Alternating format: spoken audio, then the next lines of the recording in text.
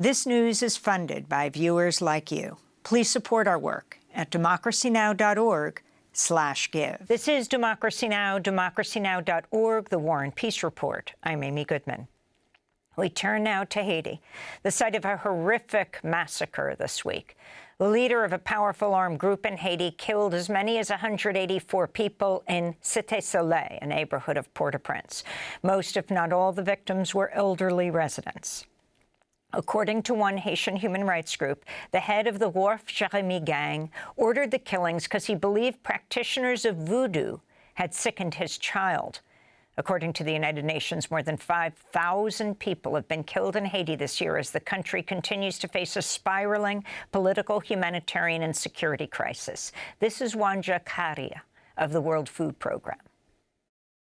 So the situation is getting much more critical. We've seen a growing number of internally displaced, now getting to over 700,000 in the country. So the needs are huge.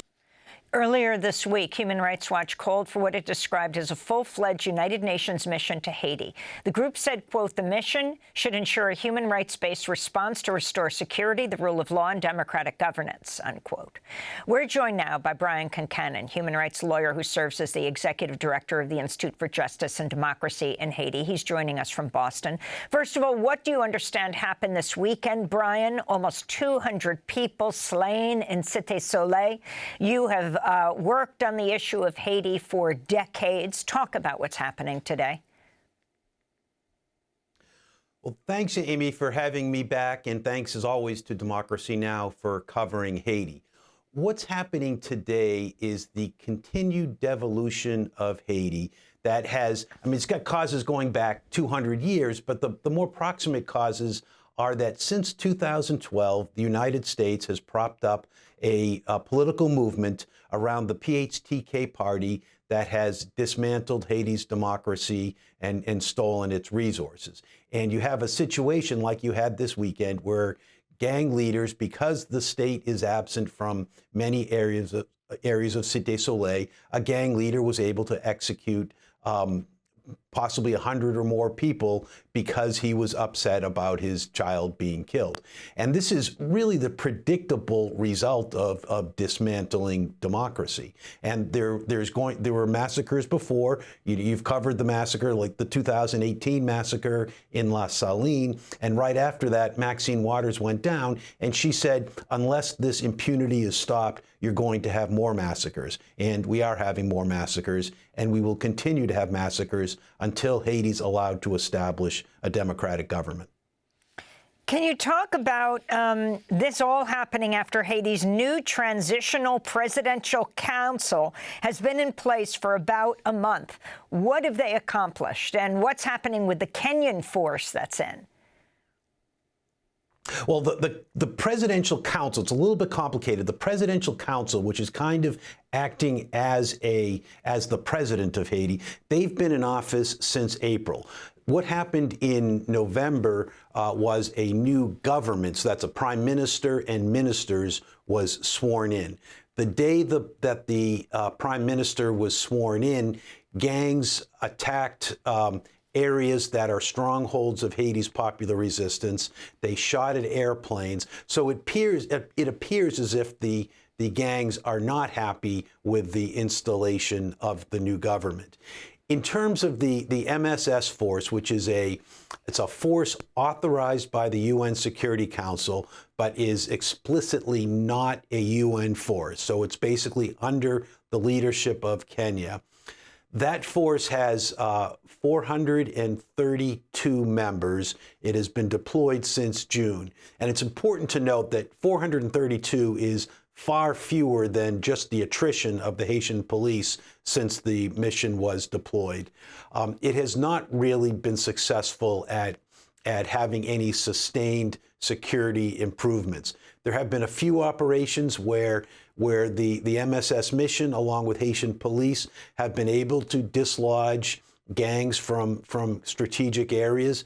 But typically, when the MSS and Haitian police need to go elsewhere, then the gangs just come right back in, or the gangs just move on to another more vulnerable area. I wanted to read a headline from the Miami Herald last week. Gang violence shut down Haiti's main airport. That hasn't stopped U.S. deportation flights. Deportation planes are now landing in Cap-Haïtien. That's Haiti's second largest city. So you have flights being shot at, yet still you have the U.S. deporting Haitians to Haiti right now. Yes, and they're being placed in Cap Haitian, and many of them are from other places, including Port-au-Prince. But there's no way to get safely to Port-au-Prince unless you have the money to rent a helicopter.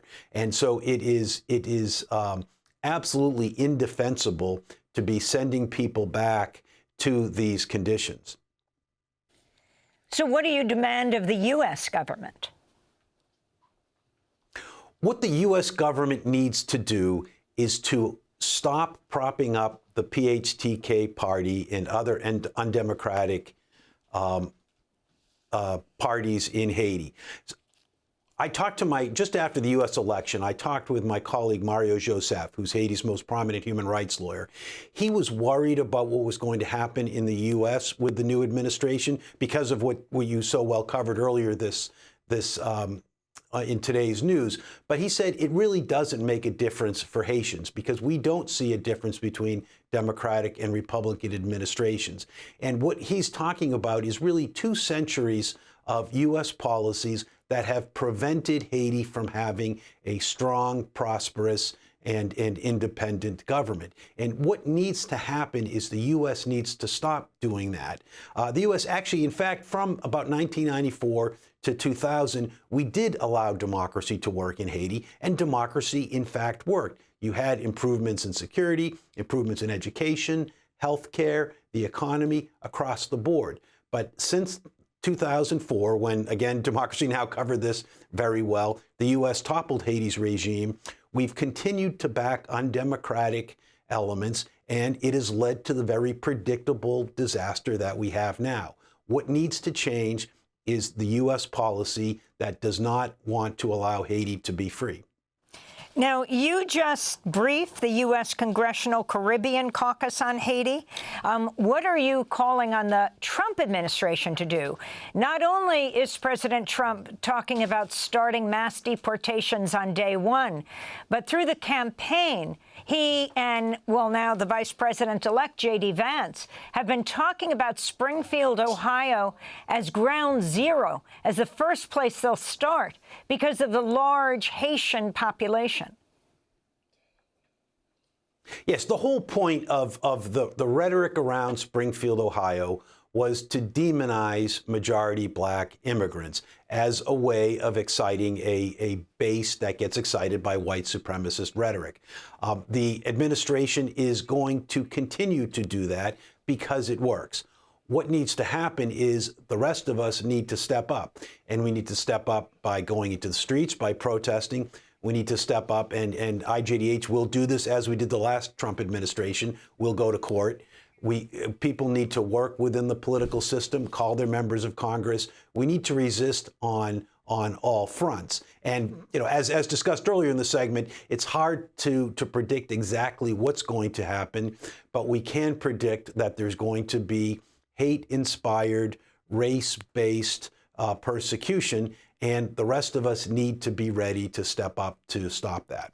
Democracy Now! Is funded by viewers like you. Please give today at democracynow.org/give.